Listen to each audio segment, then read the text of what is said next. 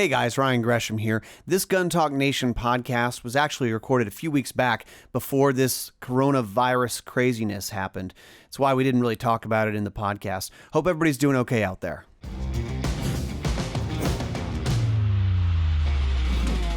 All right, welcome to Gun Talk Nation. Gun Talk Nation is brought to you by Lockdown, Secure Your Lifestyle, and Air Gun Depot, Air Guns Can, with an exclamation point. Like, there should be two on that. They Two exclamation points. WNBC. All right, so this week on Gun Talk Nation, we've got a guy who is new to shooting. He's trying to work on his grip and stance. His name's Max Michel, world champion shooter. Thanks for being here, man. Happy to be here, man. It's a great place you guys have. It's awesome. Yeah, welcome in.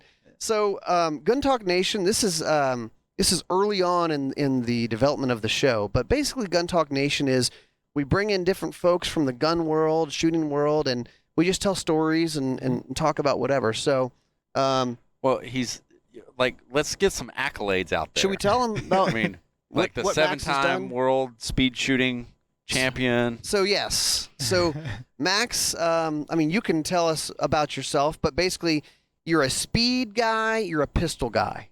Yeah, I would say that. I mean, I'm obviously in the firearms business is what I've done since I was a little boy. It's all I've ever known, all I've ever done, but more of a pistol specialist and in the speed shooting world. Exactly. And he cost me a gun. Yeah, he did. I'm still holding on to that from SHOT Show 2020. That was rigged from the start. It was. That was because they the made Calcutta. him. Yes, they made him shoot the cross. So they ran this little Oh, yeah. competition, and I got nominated as his team captain. Team captain. So Thank if Max goodness won, he didn't have me shooting on his side. If Max won, you were going to win a pistol. Yes. Exactly. He was going to win an X5, I think, with an optic on it, the whole deal. And the pistol side, I ran beautifully, but Of course. Oh, he's the fastest. they stuck the cross in there, and obviously, again, I'm a pistol specialist, and when they told me about this idea, I was like, yeah, I'll do it, but make sure you get me a rifle ahead of time so I can get a little bit of trigger Right. time just with a it. little Yeah. something. The trigger time I got was the day before the event, and I got Right. like maybe 10 shots, you Right. know? But luckily, I had Daniel Horner there and Lena. They were kind of helping me, like, hey, do this, do that. And I'm like, yeah, but man, as soon as those guys manipulate the bolt so Yeah. cleanly, They don't come off so of it. fast. They don't come off You of it. could tell It I was a just- rookie for sure. Well, that's It not was- your game, right? That is Yeah, not his exactly. game. But I tell you, once he got past that, he blew everyone away. Oh, I have some Like, video of it. It's oh like, my gosh. Because when you look at, I can't remember how many targets were on that pistol part of the stage. I mean, do you remember? It might have been like, I think it was 24. I think Yeah. is what it Okay. It was. sounds something like that. You know, if you go 24 targets, and in my mind, I know you think it differently. You know how fast you can go, but in my mind, I'm thinking you're going to go bing, bing, bing, bing, No, bing, it's bing, bing. no. Bing, bing, bing, bing, bing, bing, bing, bing, bing, bing, bing, bing, bing. It's not possible how fast you're shooting. So, I mean, yeah, speed shooter guy, Guinness Book of World Record guy. That's right. So tell that's pretty tell cool. him about that one. That's pretty neat, you know, because I think I'm the only to this point. I believe I'm the only action shooter to ever hold a Guinness World Record. So it's something pretty different and unique, and kind of what we do at SIG. You know, is always kind of lead from the front. And when they brought me the opportunity, they said, "Hey, we want to do this Guinness World Record with you, and you know, we want to set the whole deal up." And so we came up with the 6 plates. So we use an action target plate rack, which Okay. they're spaced out a little wider, so it's a little more challenging, and the plates are a little smaller. And it's only at 7 yards, so you're at 21 feet, and everybody's thinking, "Well, that's easy, it's close," but you have to do it in like 2 seconds from the draw. You know, 2 seconds From the Knock- draw. From the from draw. the draw. Ugh. To knock down 6 targets, and that was a very nerve-wracking deal because we did Yeah. it in New Hampshire at the SIG Academy. The CEO Ron Cohen was there, and all the VPs. He's and, tapping his foot, twiddling his Yeah. thumbs. oh man, You better everybody's do behind this. me, dude. The guy in the Guinness World Record suit, you know, and tie, he's behind me with his clipboard, and I'm like, oh dear Lord, don't mess this up, because you only get 3 chances. I was wondering I if you would- just that's keep what I was- going, or No, I wish you just keep going. I'd still be there today. right. That makes sense. So okay, 3 chances. That's yeah. kind of So my plan was, you know, let's go ahead and put like a good one in the bag first. yeah. And luckily enough, I was professional enough to get that done. So my first run was a 205, and that ended up being my keeper. I was a 2.05, and then the next run I was like a 190, but I missed my last plate. And then the next one was like a 180, and I missed my last plate. Yeah. Because, you know, once you get that first one in the bag, then you feel like, okay, I can go for it Right. a little bit. Sure. And I knew I was capable of breaking too, but because I trained pretty hard for it when they brought me the opportunity. I was nervous as heck, and I was like, I'm not going to look like an idiot out there in front of those guys. So I worked hard for it, but you know, at the end of the day, it was a 205. It was a great run. Could have been better. But Well, apparently no one has done it faster because it's a Guinness Yeah. Book World It- Record. it is. so. It's still there. So I've done it periodically, like for fun at different demonstrations Yeah. and stuff. People are like, hey, show us the demo, show us the deal. And I've gotten to I think like a 176 now or 180, but it's Jeez. not official unless Guinness is there. Sure. So the official record's 205, but since then I've broken it several times and got under the 180 range now. Yeah. So- So what is that? So first shot from draw to first shot. What does that end up being about? you have to be right around about an 80 or a 90 draw to first shot on that. Okay. So And then what are your splits? I mean, they're pretty even. yeah, I would say they're probably about between 22 to 25 hundredths of a second. So Yeah. that's kind of So- what that's Moving. kind of where I So try what to are be. you running on this? What gun are you? What's your preferred gun? And is it? Are there rules like it has to be stock, or can you kind of? That was the other thing. I was like, where do we take this? Because it essentially just says with a 9mm handgun. Okay. So a guy could have a fully custom race gun and go Right. out there. But I ran it with a Sig P325, a Sig P320 X5. Okay.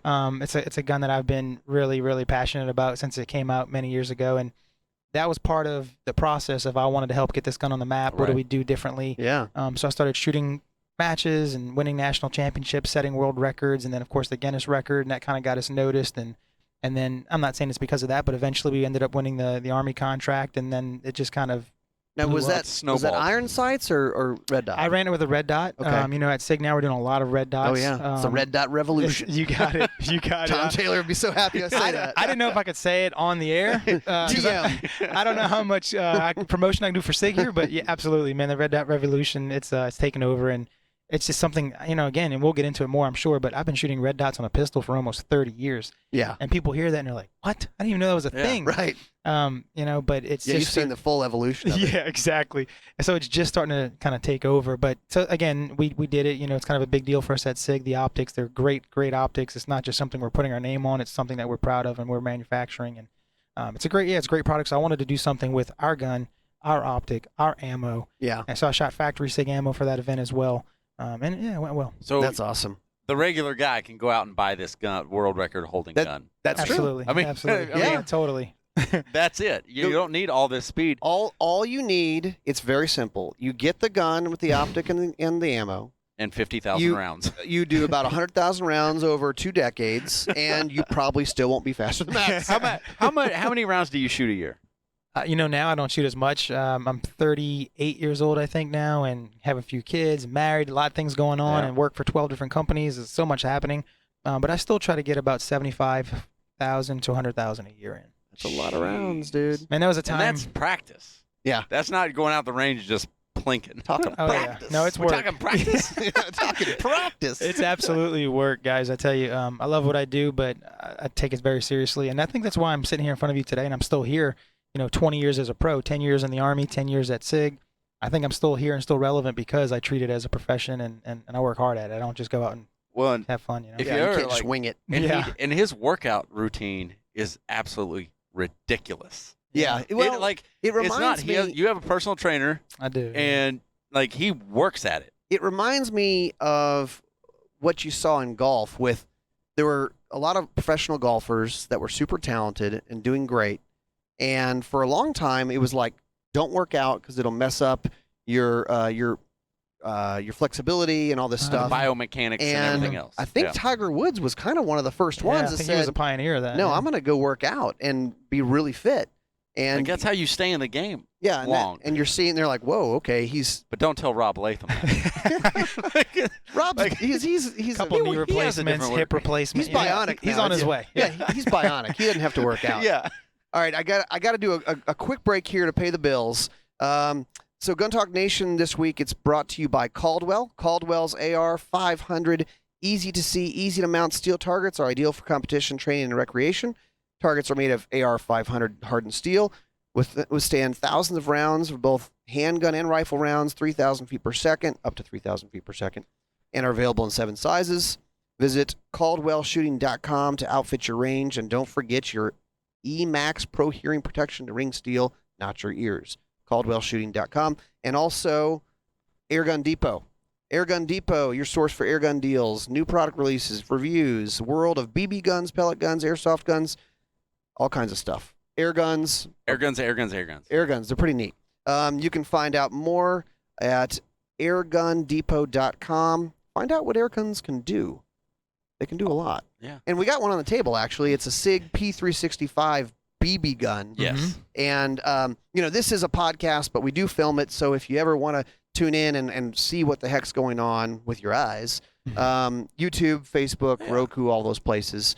But it's actually, It looks. you wouldn't be feels able to tell exactly. that that's not. Yeah, a I mean, and SIG that's sour. one of the things that we're proud of there is that the air guns are there for, yes, to get newer shooters involved. Maybe someone who's not a little intimidated by a pistol or a handgun or a rifle or whatever. We can get them on a platform, make them comfortable. There's no noise, there's no recoil. But we also wanted to bring training value to it. So we wanted to make them look the same, have the same controls, have the same weight. Yeah. We wanted to make it as realistic as possible. So that way, if somebody who carries a P365, let's say, on every day, and he wants to practice in his backyard or, whatever the case may be, he has the opportunity to do that. Well, and talking about practice. Practice. We still Talking going back about to practice. I'm sorry. Jeez. We're still talking about Oh, practice. man. Well, one of the themes for us this year is talking about dry fire because it started out from KJ and I going, man, we got to go get more trigger time. We need to go do a class and this and that, which we kind of have that in the works We and do doing have more to of have that. Yes. But just instead of waiting till we find some time and go do a class, dry fire. We've challenged ourselves to say, you know what, 5 to 10 minutes a day, we're dry fire practice, and kind of doing different evolutions of dry fire practice. Because first it starts out getting the feel of that trigger again, and then we just grow from there. Right. I mean, how much dry fire do you do? I try to have a gun in my hand every day that I'm not live firing. Yeah. So, and then when I say that, I mean, I don't need to have an hour-long dry fire session. Sometimes they go that long because I'm just kind of in the mood and I'm kind of going through the motions and I'm learning, I'm gathering information, and I don't want to stop. But for the most part, I just try to tell folks, if you can't get on the range today for whatever reason, maybe you're working, maybe you have the kids, whatever, 5 or 10 minutes a day. Yeah. It just, especially if you're going to carry to protect your family and yourself, I always feel like if you can have a little bit of time on the gun, clearing the holster, maybe change the magazine, whatever, you come up with a little program for yourself that it can get through 10 to 15 minutes a day at the most. It will help greatly because it just makes it feel like it's an extension of your body. Right. If you draw the gun and you need to use it for whatever reason, whether it be competitively or combatively, I feel that if it doesn't feel like it's an extension of my body, I'm in trouble. If it feels weird or foreign, you're gonna struggle. You're not having to adjust. I mean, it's kind of like when you're in your car that you've been driving for years, you don't have to think about the blinker or the stereo Exactly. shifting. There. Great analogy. You don't have to think of it at all. Yeah. You just drive. Yep. Yeah. So dry fire is important, and it does get boring. Here's a challenge that people have with it, especially a guy like me who shoots a lot. I mean, my hands are a little. You can see kind of just from today, I got a new grip, so they're all raw and everything. Yeah. But you shoot so much, and then it's like, well, do I really want to dry fire? What's the point of it? But I tell people this: the dry fire, you can make it as fun or as engaging as you want to make it. Yeah, if you just stand in front of the mirror and you dry fire over and over and over again, it gets boring. But it needs to be some sort of a challenge. So you can get a timer. A timer you can challenge yourself to say, I want to do whatever the act is in X amount of time. You get a part time basically. So the buzzer goes off once and maybe 2 seconds later it goes off again. Right. And within that 2 second span, I want to draw and fire a shot at whatever distance. Right. And you can get these different scale size targets now that you can put on the wall and they kind of peel and stick. It's kind of neat. So it'll look like an IPSC target or something like that, but it's it's just like a peel and shooting stick 10 deal. feet away or something. Yeah, exactly. So 10 feet looks like 10 yards. Yeah. Yep. So Okay. it's like a Who makes 1/3 those? scale. I think there's a couple of groups who make them. I know Double Alpha is a group I work with, and they have some that kind of hang on like a piece of wood type deal. Okay. But I think there's some other guys out there who are doing stickers now. I can't remember the name That's of cool. it. They just sent them to me. I was like, it's pretty neat. So. Yeah. So a shot timer. Yeah. That's one of the tools for dry firing. Yeah. I mean, obviously you can use it for live fire. That's what it's for. But for dry firing, I would highly recommend a timer because at least it challenges you. It gives you a purpose and something to do. But the other thing is, in the key to dry fire, I think that's really your quiet time. That's your learning time. So I don't want people to think of it as a chore as much as I want them to think of it as like, hey, I'm getting better. This means this is working for me. And how do you get it to work for you? You need to be able to dry fire. I think most of your dry fire, so I would say 70% of your dry fire should be done at half speed. Okay. And a lot of people will think, hey, well, that's kind of counterproductive because I want to go fast. Well, I want to make you as efficient and as perfect, right? Every rep as perfect as possible rather than just doing it 110% speed. Right. Because I always tell folks, you remember two things if you go 100%. You remember the beginning and you remember the end. You don't remember anything in between. You remember, the buzzer went off and then the magazine went flying across the room. It's like, Yes. oh, how did that happen? But if I can visually inspect, the first 2 to 3 rounds go in, I can mount the pistol back properly, present the pistol to the target properly, whatever, all the different steps that I go through. If I can do that at half speed, I can talk myself step by step through the numbers, proper form, proper technique, and then in a stressful situation, I can revert to that training and I'll be a lot more efficient because of it. And kind of, I think, and also with live fire, they'll say that the shots will kind of mask some of the problems sometimes, right? I mean, the recoil and all this, and you're just shooting, going fast. Good point. Yeah. If you're talking about a guy who's just trying to hey, I want to trigger the gun better. Absolutely. If you drop the hammer or it goes click and the gun goes, well, that's a good indication. When you go out to the range, it's not going to get any better, So you're gonna have that flinching issue. What's the biggest mistake you see with guys, and when you talk to someone about dry fire practice, and someone tells you what they're doing, what's the biggest mistake that you find guys actually making? Because I know I've got a boatload of them that I could probably tell you right now that I'm doing. You mean as far as skill, technique-wise? Yep. Yeah, I think because, dry fire, it's almost viewed like you can only do so much in dry fire, but you can really do everything. I'm one of those weirdos that'll be in Walmart, and when I open up the refrigerator to grab, something for my wife, she says, hey, go pick that up on aisle 6 or whatever. I'll grab it and I'll kind of pretend like I'm, presenting a pistol to the target. So I'm that guy who's always working and all. But so there's so much you can do in dry fire and air gunning or with the gun that'll help you get better. But I would say for me, it's a time to work on those core fundamentals in that quiet time of stance and grip, draw and reload, and maybe a little bit of transitions as well, like moving the gun from target to target. So I would just say work on those what I call my core fundamentals. It's kind of what I call my non-negotiables. Every time I'm on the range or anytime I'm dry firing, those have to happen. And then the other stuff just gets added in when I can, like shooting on the move or shooting swinging targets or activating targets. All the fun stuff that needs to be when I have time or when I, kind of little bits and pieces, but the core fundamentals always have to happen. So I would say that the biggest mistake I find is that guys don't know what to dry fire or don't know how to dry fire. Yeah. So I always say, hey, if you're going to dry fire 30 reps on a draw, maybe 20 of them are slow motion, proper form and proper technique, and maybe the last 10 are at a high rate of speed. Speed it up a little bit. Speed it up, and then maybe at the very end, hit it with 3 more or 4 more really perfect form and techniques before you move on. Right. I love the fact. I love the image of sitting there walking through the store, and I walk past and I see Max Michel dry firing on a carton of Ben and Jerry's. Walmart, yeah, dude. Walmart freezer section. Yeah. I'm like, my wife gets freaked out. I'm like, nobody knows what we're doing. She's like, yes, they do. I don't think that. Do you think Does he really hate that s'mores delight that much? But do you think the person in the aisle is like, that dude is shooting that ice cream? Maybe they do. I don't know. What else would I be doing? Probably most people are going to go, what was that? I don't know what that was. They'll probably walk the other way. Yeah. I ain't going to mess with that crazy ball, dude. I wouldn't. No. I'm just sitting there thinking of Max Michel shooting a carton of ice cream. Yeah. That's all, or a package of vegetables. Yeah, man, that guy must hate broccoli. Well, that's another story. But dry fire is so important, guys. For real, in all seriousness, it's so important because some of my greatest friends and some of my greatest competitors out there, they don't have what I have. They don't have the ability to, hey, drop the kids off at school and go to the gym and or go to the range every day. Yeah. They're working real jobs. They have other things going on, so they have to have that dry fire. So I think that's why I kind of go back to it. On a serious note, go back to, hey, if you don't have the gun in your hand today, training, dry fire, do something with it. And you can dry fire, and you can make it as exciting as you want, as engaging as you want. So I do a lot of cognitive thinking stuff now.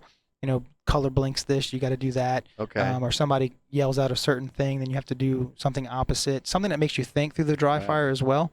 But you can do it in the gym. You can do footwork, ladder drills, and then enter a position and dry fire on 2 targets. That's what I've seen on some of his videos. Is that it's actually really cool to go watch, like because your workouts are dedicated to your competition. Yeah. I mean, they're dedicated to keep your body in shape to do all these movements because he's not just sitting there shooting at a target. He's not just running sitting there doing bench press for an hour. Yeah. Right. Exactly. Yeah. So. My wife always tells me, if you're going to spend 3 or 4 hours in the gym, why don't you look better? Why do you look like that? That's rough. I'm like, damn. Ouch. Man, she's bringing heat. She is. Woo. But I just get in there and I love what I do, and I have a personal trainer who sets all that stuff up for me. And I try to go in there, every day that I'm home. But realistically, because the gym sessions get so long now, because I not only do the obviously standard gym stuff, healthy living lifestyle stuff, but then I do the footwork stuff as far as for my sport. Do some recovery stuff. We have cryotherapy there, and we have the recovery boots. I also do a lot of vision training now too, with a large screen TV, and things are blinking. You got to touch and do this and follow that. So is that something you do at your house or at the gym? At the gym. Oh, really? Oh, wow. So I have a really cool facility and that I utilize, and so it takes time to do all that. So I've just found that over the years, if you're not going to get on the range and shoot, there's other ways to get better at shooting. I guess it's a long way of saying if you want to be good at what you love, you can find a way to be a professional, and I try to treat myself as a professional. We don't make millions of dollars like Tom Brady and Drew Brees and all those other guys, but we make a living. If you do it the right way and you're the type of person that people want to associate with, and you're a good person and you just happen to be a good shooter, then you're probably gonna get a chance at being in the industry. And then once you get there, if you want to stay there, I feel like you gotta, like you said, you gotta be that Tiger Woods and then kind of pioneer that way. And that's what I'm trying to do. Well, it's work, but it's not a bad gig. That's right. Exactly. It isn't just sitting around shooting, but it's not. A lot of people listen to this go, God, I wish I had that job. That's not bad. So talking about training, and I imagine this is like a sports training facility or something like that you got to do? Yeah. So, I mean, some people don't know that back in the day, you were actually a multi-sport athlete, weren't you? That's right. Yeah, I used to love, man. I played football, baseball, basketball. I was that dude who was getting his parents and making them travel all around to all the all-star games. Guy. Oh, yeah. Now I'm that dad. In fact, I'm leaving here going coach a basketball game later. So I'm that dad for sure that it goes everywhere. I bring my son to the South Shore. I bring him all over. Every week we're training, doing something for football, basketball, or whatever. So somebody's listening to this, and maybe they have kids. They're thinking, getting involved in this. That'd be really cool. How did your dad get you started in this, right? Yep. I mean, how did that come about? Yeah, so my dad got me started shooting just in general when I was about 5 years old. It's kind of a tradition in the Michel family. You get a rifle when you're 5 years old, and you start plinking and playing. My kids are no different. They did the same thing. But then he started competing around that same time, and I would just go to the range and pick up brass and load mags or whatever, paint targets. And before I knew it, I said, hey, I want to do this. It looks fun, I want to try it. And back then, it was just a steel plate rack. I think we had 5 targets on the rack, and it was man versus man. You had 5 targets. I had 5 targets. When the buzzer goes off, whoever knocks them down first is the winner. Right. So you didn't have to run. You didn't have to draw from a holster. It was really set up nicely for a young person or a newer shooter to get started. So he was doing it, and he got me involved in it. I started doing it, and it was a huge passion. It was something that my dad and I loved to do. We did it for probably 2 or 3 years, where I would play a basketball game, go run, shoot a match, go back, finish the basketball game, or vice versa. And but at one point, it just became, I remember I was driving to a match. It was like Area 4 or something, Area 4 championship. And I was in the back of my dad's van sleeping, because that's what I did as a kid, right? You just sleep. Yeah. You're like, Sleep. are we there yet? Are we here? Yeah. Wait, we're here. Okay. While your chauffeur drives you around. Yeah. Exactly. But I remember laying in the back of the truck, and it was dark. It was after school one day. And so we were driving out late. And I remember looking up in the sky thinking, like, I want to do this I want to be a pro shooter. Yeah. Back then, because you're probably starting to maybe meet people that did that. Yeah, there were the exactly. Doug Koenig and Rob and Latham, exactly. those guys. And the top guys back then. It's really neat to think about. Where I was at that moment is where a lot of younger guys are at right now, who look up to me that way. And, But anyway, I was in the back of the van. I'm thinking, man, I want to do this. Like, what do I need to do this? And that was when I was going into high school. So I was 13 years old, and I was just getting ready to start high school, and I just decided to go to a different high school that didn't have any of those sports that I wanted to remove that distraction, because I always believe, like, you should have this huge focus, right? As a young person, you should be able to do everything you want to do in life and dream as much as you want to dream. But at some point, that focus needs to become a little more narrow. Yeah. That kind of vision needs to get smaller and get skinnier, and okay, that's what I want to do. So when I was 13 years old, and maybe that's a little too early for some guys, but when I was 13, I said, I want to do that. I want to be a pro shooter. I knew, man. Like, that's what I wanted in life. And that's when I found not only Robbie and Doug and those guys, but I also found the U.S. Army shooting team. Yeah. And I was like, whoa, that's pretty cool. And that's only a few years away from me, possibly. Yeah. And sure enough, after 4 years of dedicating 4 days a week on the range of live fire, and then probably 2 or 3 days of dry fire, cleaning guns, loading ammo, all that stuff. Yeah. A few years after that, when I was 16 years old, I got a letter that said, hey, if you want to join the Army, you can be a part of this. And, so they reached out to you? Well, I bugged the heck out of him for a long time. Yeah, that's how it goes. Yeah. Works. Well, it was cool is because I live in New Orleans, right? And they're in Georgia, so we're all in the Southeast. We Not too bad. competed a lot. Right. Sure. So I saw the guys a lot. So they were like, hey, who's this 13, 14, 15-year-old kid Yeah. winning all these matches?